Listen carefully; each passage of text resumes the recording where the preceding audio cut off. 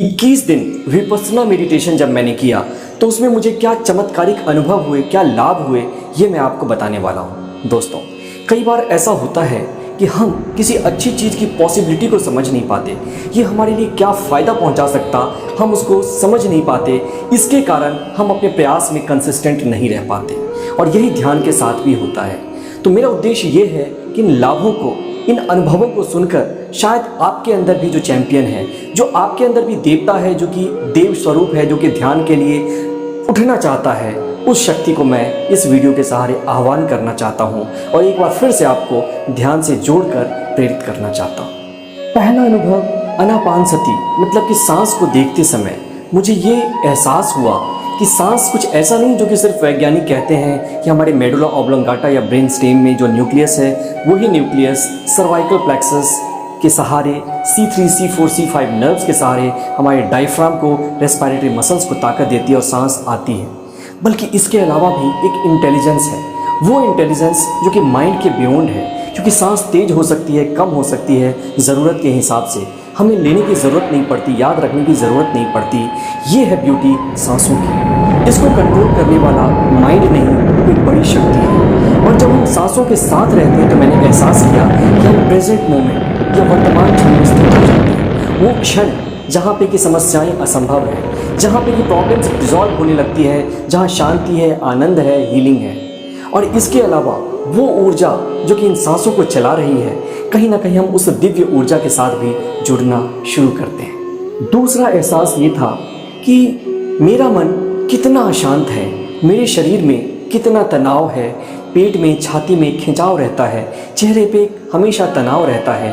ये बातें मुझे एहसास हुई। ये मुझे पता ही नहीं था कि मैं इतने तनाव में रहता हूँ। और दोस्तों, यही तो प्रॉब्लम है, जब हम अपनी समस्याओं को जानते ही नहीं हैं तो उनको हम सॉल्व कैसे करेंगे।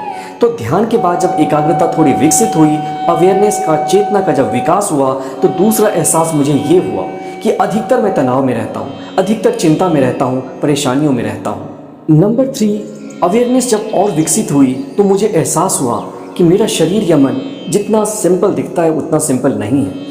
इसमें और बहुत सारे ऐसे कमरे हैं और इसमें बहुत सारे ऐसे किराएदार हैं जो कि मेरी इच्छा के बिना यहाँ रहते हैं, जैसे कि गुस्सा, जैसे कि अहंकार, जैसे कि लालच, दूसरों को देखकर जलना, जीलसी, काम वासना या सेक्सुअलिटी। और ये सारे ऐसे किराएदार हैं जो कि मेरी इच्छा के बिना रहते हैं और मेरा इनके ऊपर कोई नियंत्रण नहीं है। ये मुझे नियंत्रित करते हैं। जब ये चाहें उठ जाएं और मैं बेबस हो जाऊं, जब ये चाहें शांत हो जाएं और फिर मैं अपने काम में लग सकता हूं। तो ये सारी चीज़ें थी जो कि मुझे एहसास हुई अवेयरनेस के बढ़ने के बाद। एक क्षण में, इस मोमेंट में मेरा इनके ऊपर तब भी कोई कंट्रोल नहीं था। चौथा स्टेप, अगली बार मुझे जब एकाग्रता थोड़ी और विकसित हुई तो मुझे एहसास हुआ कि मेरा मन एक रिएक्टिव माइंड है। जैसे आपने किसी छोटे से तालाब को देखा होगा, एक कंकर फेंको तो भी लहर उठती है, अगर आपने पानी निकाला तो भी लहर उठेगी, अगर कोई मछली कूदती है, कोई मवेशी प्रवेश कर जाए तो भी एक लहर उठती है, हलचल होती है। और उसी तरह से मेरा मन भी था। अगर किसी ने कोई बात कह दी, अच्छी लगी तो अच्छी प्रतिक्रिया होगी, अगर वो बात बुरी लगी तो गुस्सा आएगा, अहंकार आएगा और बदला लेने की भावना आएगी। ये सब क्या है? रिएक्शन है। उसी तरह से अगर कोई विचार भी पास के उठे तो भी हमारा माइंड रिएक्ट करता है। बाहर में कुछ हो रहा है, सरकार बदल रही है, किसी ने कुछ कमेंट किया, उस पर भी लहरें उठ रही हैं। और इस तरह हम अपने मन की, अपने शरीर की और अपनी चेतना की सारी शक्तियों को नष्ट करते जाते हैं और इस कदर नष्ट करते हैं कि हमारे पास बहुत कम ऊर्जा बचती है जिसके सहारे कि हम कुछ बड़ा कर सकें, कुछ महान कर सकें।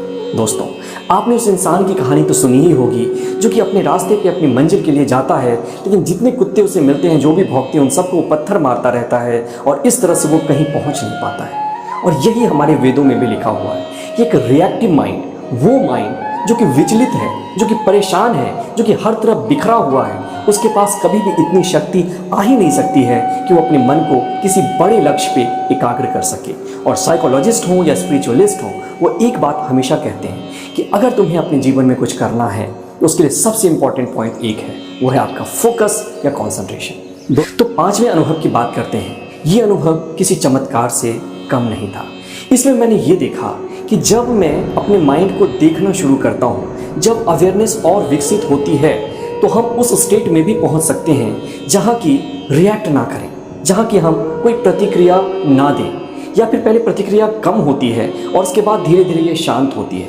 और जब आप प्रतिक्रिया देना बंद करते हैं अपने अंदर की संवेदनाओं पे, अपने विचारों पे, तो आप ये देखेंगे कि आपके जो किराएदार थे, क्रोध, मोह, घृणा, ये सारे शत्रु जो आपके अंदर आपकी मर्जी के बिना रह रहे थे और आपको नियंत्रित करते थे, वो धीरे धीरे शांत होने लगते हैं। धीरे धीरे उनकी शक्तियाँ कमज़ोर होने लगती हैं। कहने का अर्थ ये कि ये हम ही थे जिन्होंने कि अपनी प्रतिक्रिया के कारण इसे बना रखा था, बढ़ा रखा था।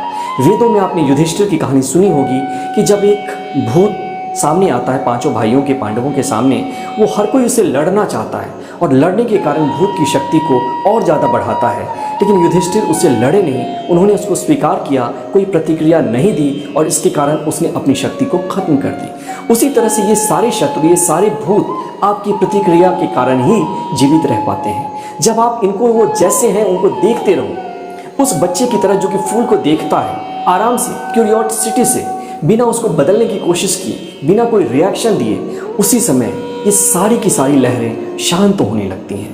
और ये वो स्थिति है जबकि आपका मन एक छोटे से तालाब से बदलकर एक बड़ा सा समंदर बन जाता है। वो समंदर जिसमें अपनी लहरें तो हैं, लेकिन जिसमें चाहे आप 10 बाल्टी पानी डाल दो या 1000 बाल्टी पानी निकाल लो, उससे कोई फर्क नहीं पड़ता। चाहे उस पर पत्थर मारो या कुछ भी, वो अपनी मस्ती में, अपनी रिदम में नाचता रहता है, खेलता रहता है, गाता रहता है। और छठा और अंतिम पॉइंट जो कि मुझे रियलाइज़ हुआ, वो भी बहुत ही इम्पॉर्टेंट है। वो है कि लास्ट में हम कॉम्पैशन प्रेयर करते हैं या फिर मंगल मैत्री करते हैं, जिसका कि नाम है सदगुरु गोइंका जी ने जैसा कि बताया है। तो उसमें मुझे ये एहसास हुआ कि चाहे इंसान कितना भी नीचे गिरा हो, चाहे उसके विचार कितने भी नेगेटिव हों, चाहे हमारे हृदय में कितनी भी घोर निराशा के बादल छाए हुए हों, हम फिर भी आनंदित महसूस कर सकते हैं, हम फिर भी खुश हो सकते हैं, हम फिर भी जॉयफुल स्टेट को फिर से वापस पा सकते हैं। इसके अलावा अगर हम नियमित प्रैक्टिस करें तो चाहे हम कुछ भी हैं, कहीं भी हैं, हमारी परिस्थिति कुछ भी है, उसके बावजूद हम खुश रहना, रिलैक्स रहना, आनंदित रहना सीख सकते हैं। दोस्तों, ये वो फ़ायदे हैं जो कि ध्यान के मैंने पर्सनली रियलाइज़ किए। और दोस्तों, ये मैं आपको इसलिए शेयर कर रहा हूँ कि इनको सुनने के साथ आपके अंदर भी जो ध्यानी है, आपके अंदर भी अगर कोई ऐसा है जो कि कुछ बड़ा करना चाहता है, कुछ अनूठा करना चाहता है, अपने देश के लिए, अपनी दुनिया के लिए एक मिसाल बनना चाहता है, वो कहीं ना कहीं इस बात को ज़रूर सुनेगा और जाकर इसके लिए कोशिश करेगा। याद रखिएगा, सफल वही होता है जो कि कोशिश करता है। पहला स्टेप कोशिश है और दूसरी स्टेप कंसिस्टेंसी है।